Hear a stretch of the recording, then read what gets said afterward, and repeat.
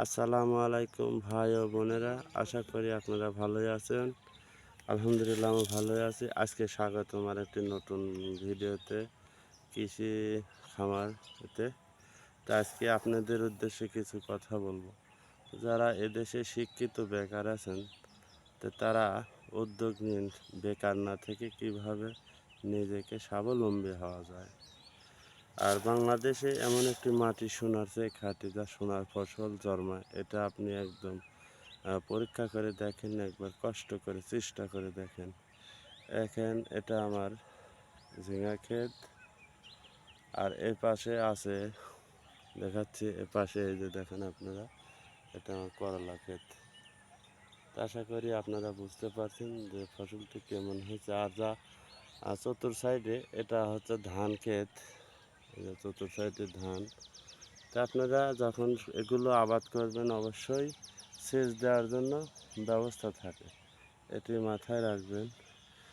আর একটি কথা, আপনারা যখন বিপদে পড়বেন তখন কি বুঝতে পারবেন যে মানুষ কতটা কাছের, কতটা আপন, দূর হয়ে যায়। মানুষ বিপদে পড়লে কি মানুষ চেনা যায়, তার প্র্যাকটিক্যাল প্রমাণ আমি নিজে।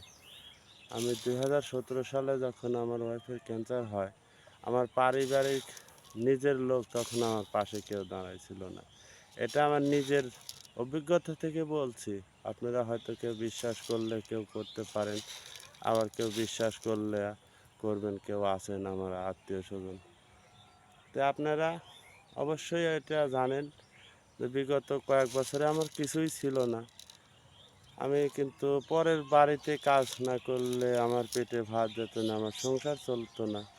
তো যখন অবশ্যই অল্প একটু টাকা হাতে আসলো, তখন আমি এই জমিটুকু আমি বর্গা হিসেবে এবং টাকা খরচ হিসাবে কট নিই।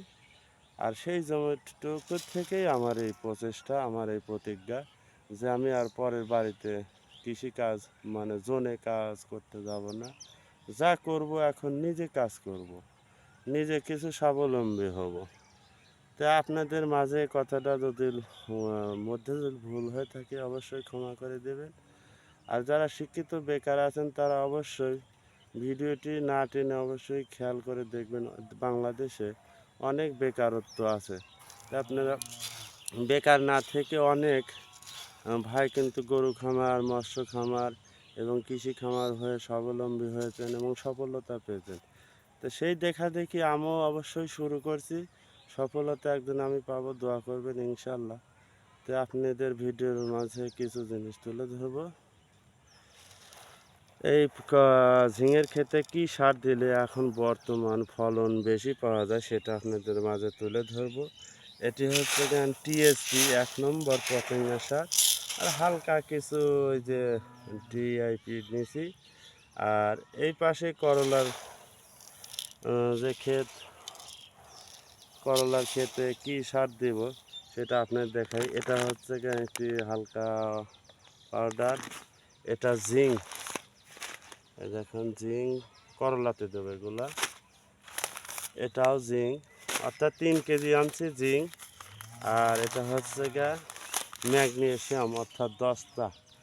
এই 3 কেজি সারের সাথে মিশিয়ে আমি আপনাদের মাঝে দেখাচ্ছি। এগুলো হচ্ছে আমি করলার খেতে দেবো, যাতে এখন করলা যাতে ভালো ফলন হয় এবং আগাডোগা বৃদ্ধি হয় এবং ফল যাতে বেশি ধরে। আর যে টিএসপি সারটা আছে, এই টিএসপি সারটা এখন আমি ঝিঙের খেতে দেব, ঝিঙেতে যাতে ভালো ফল হয়। তো ঝিঙে কেমন গাছে ধরছে ভাইয়া, আপনাদের আমি দেখাচ্ছি একটু। এই হচ্ছে আমার ঝিঙে। তা আশা করি আপনারা সবাই দেখছেন কিরম ঝিঙে আছে।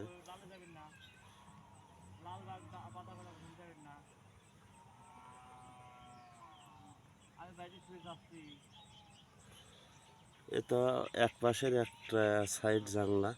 তা আমি আবার আর এটা জাংলা শুরুতে দেখেন, প্রথম ঢিপিতে কত ঝিঙের জালি এবং ঝিঙে দেখুন। তো এই ঝিঙেগুলো যাতে আরও বেশি ধরে, এই জন্যই আমি এখন ওই যে সারগুলো আপনাদের দেখাইলাম, আরও যাতে বেশি ধরে এবং ফলন বাড়ে এবং মোটা তাজা হয়, সেজন্য যাতে সার প্রয়োগ করব। এই আমার ঝিঙে ক্ষেত, ফুল মাশাআল্লাহ অনেকটা সুন্দর হয়েছে।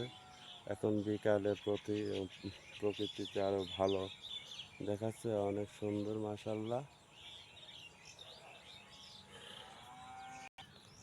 এই পাশে হলো আমার করলা ক্ষেত, তো দেখতে পাচ্ছেন করলা কেমন হয়েছে। আরও যাতে বেশি ধরে সেজন্য যেগুলো জিঙ্ক, সালফেট এবং দস্তা দেখা এলাম, এগুলো এখন একটু পরে আমি প্রয়োগ করব। আর আপনারা খেয়াল রাখবেন অবশ্যই ঢিপে যাতে জো থাকে, আর অবশ্যই যাতে পানি থাকে প্রতি লালিতে অথবা যে ড্রেন রাখেন ড্রেনেতে। এ দেখেন প্রতি আতালে এরকম আমার জালি আছে করলার।